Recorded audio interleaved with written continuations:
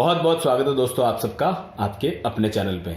लक्ष्मी नारायण राजयोग की जो सीरीज चल रही है उसमें आपने मकर लग्न देख लिया होगा और उम्मीद करता हूं बेहद इंटरेस्टिंग चैप्टर ये रहा होगा अभी तक के 12 लग्नों में से, जिसमें से हमने 10 लग्न की बात करी है यानी 1 से लेके 10 तक। उसमें से ये मकर लग्न वेरी इंटरेस्टिंग रहा होगा क्योंकि इसमें एक नहीं दो राजयोग हर जो क्षेत्र है यानी कि हर जो भाव है उसके अंदर ये साथ में चलता है। हालांकि वो जो बंदिशें हैं जैसे कि 6, 8, 12 में वो चीज़ें नहीं अप्लीकेबल होती, नीच राशियों में नहीं होती और अपने तीसरे घर के अंदर वो चीज़ों का लाभ नहीं मिलता है। उनके अतिरिक्त बाकी सब जगह पर आपको दो राजयोगों का लाभ मिला है, जिसमें एक आपका धर्म कर्म अधिपति राजयोग मुख्य रूप से था क्योंकि ये और ये दोनों जब भी आपस में एक्सचेंज होते हैं या दोनों कहीं एक जगह पर बैठते हैं शुभ भाव में या दोनों एक जगह मतलब दोनों एक दूसरे को दृष्टि दें तो ये धर्म कर्म अधिपति राजयोग का निर्माण होता है और वो आपने देखा होगा।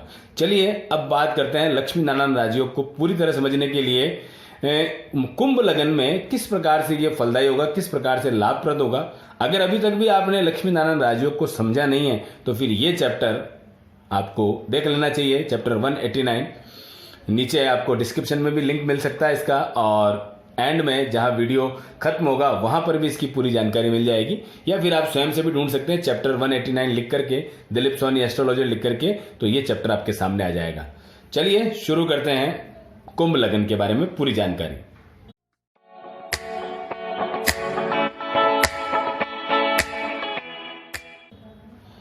कुंभ लग्न 11 नंबर आपके प्रथम भाव में लिखा होगा और शर्त यही कि बुध और शुक्र किसी भी एक भाव में बैठे हो, योग कारक हो, तो बहुत ये राजयोग ऑटोमेटिकली यानी कि स्वतः ही प्रभावित हो जाएगा, स्वतः ही इसका लाभ मिलना शुरू हो जाएगा। तो चलिए देख लेते हैं क्या क्या स्थिति हो सकती है। तो सर्वप्रथम चेक करें बुध और शुक्र की क्या स्थिति है, योग कारक है कि नहीं। तो शनि की राशि है, शनि की राशि में आप जानते हैं कि निश्चित तौर पर ये योग कारक ही होते हैं क्योंकि मित्र शत्रु चार्ट पे अगर गौर किया जाए तो आप देखेंगे शुक्र, बुध और शनि ये तीनों परस्पर मित्र हैं। तो मित्र होने का दायित्व निभाते हुए शनि ने यहाँ पर इनको अच्छी जगह दी है और अच्छी जगह के साथ में सबसे पहले नंबर पर अगर हम बात करेंगे तो राजयोग की सबसे बड़ी जो उपाधि है लक्ष्मी नारायण राजयोग की पहले घर से ही शुरू हो जाती है, पहले भाव से ही शुरू हो जाती है और ये बहुत अच्छी स्थिति मानी जाएगी कि ये यहाँ पर इस प्रकार से बनेगा।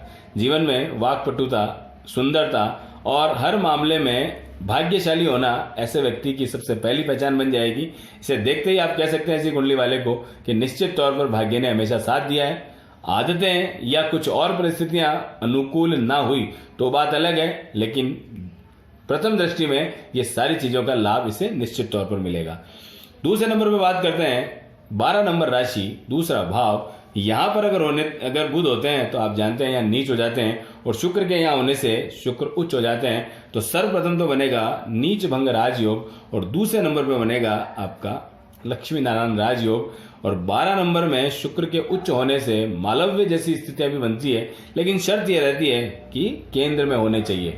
लेकिन आप मान के चलिए उच्च राशि में योग कारक ग्रह अगर हो जाता है तो ये बेहतरीन से भी बेहतरीन स्थितियां बन जाती है। मालव्य राजयोग जैसी ही यहाँ पर सुविधाएं, लाभ जीवन में मिल सकते हैं।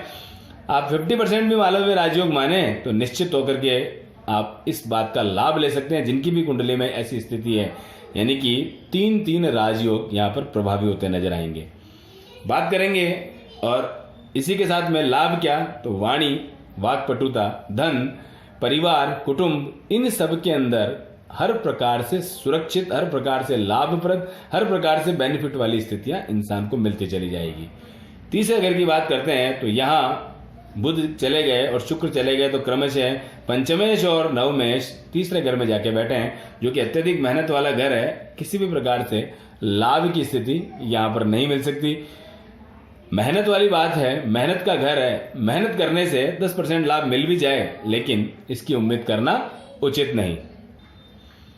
चलिए बात करते हैं एक और शानदार घर की कुंडली का केंद्र भाव, चौथे नंबर का घर।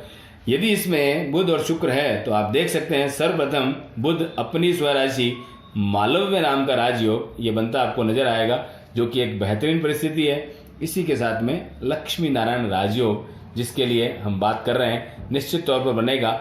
सुख सुविधाओं का धनी, हर प्रकार से लाभप्रद और कई मामलों में इंसान, जनता या फिर यूँ कहूँ कि मान सम्मान का हर प्रकार से हकदार, और ये बहुत ही बेहतरीन परिस्थिति अधिक से अधिक गाड़ियाँ, अधिक से अधिक वाहनों के मालिक होने की सूचना यहाँ बन जाती है अगर पावर में है।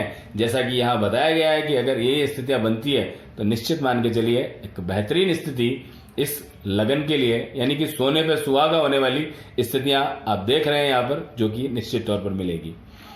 बात करते हैं आगे पंचम भाव की, तो ये आज भाव मैं आपके लिए छोड़ देता हूँ। यहाँ क्या होगा ये आपको बताना है, कौन सा लाभ या कौन सा घाटा या किस प्रकार से लक्ष्मी नारायण राजयोग फायदेमंद होगा, नुकसानदायक होगा, जो भी होगा वो आपको बताना है। चलिए बात करते हैं, अगर कुंडली के इस भाव में यानी कि छठे भाव में बुध शुक्र बैठे हों तो बुध का यहाँ विपरीत राजयोग बनने की स्थिति है कि नहीं, चेक कर लेते हैं। तो बुध की एक राशि अष्टम भाव में निश्चित तौर पर बुध का विपरीत राजयोग यहाँ बन जाएगा। लेकिन शुक्र को चूंकि एक केंद्र और एक त्रिकोण मिला है तो त्रिक भाव से कोई कनेक्शन नहीं है, तो शुक्र का कुछ भी यहाँ लाभ नहीं है। तो आप एक विपरीत राजयोग जरूर मान सकते हैं, वो भी बुध का, बाकी और लक्ष्मी नारायण राजयोग का लाभ यहाँ नहीं मिलेगा। बात करते हैं सप्तम भाव की, बेहतरीन स्थिति, हर प्रकार से लाभ होने की संभावना यहाँ बन रही है। त्रिकोण और केंद्र और त्रिकोण के मालिक सप्तम में, और इसी के साथ में एक त्रिकोण के मालिक भी यहाँ आते हैं। निश्चित तौर पर लक्ष्मी नारायण राजयोग का लाभ हर प्रकार से मिलेगा। शादी होने के बाद तो जीवन की गति और जीवन का स्टाइल ही बदल जाने की पूरी संभावना बनती है। साथ ही शुक्र अगर अच्छी जगह पर प्लेसमेंट है, मारक होंगे हालांकि, लेकिन निश्चित है अगर अच्छे स्थान पर है तो इस भाव के जो भी लाभ है उसमें उत्तरोत्तर वृद्धि होना निश्चित हो जाएगा। तो ये एक अच्छी स्थिति यहाँ पर लक्ष्मी नारायण राजयोग की। बात करते हैं यहाँ पर आने पर शुक्र नीच हो जाएंगे और बुध उच्च हो जाएंगे, तो शुक्र का तो वैसे भी यहाँ कुछ नहीं बन रहा, लेकिन नीच भंग राजयोग यहाँ शुक्र का हो जाएगा।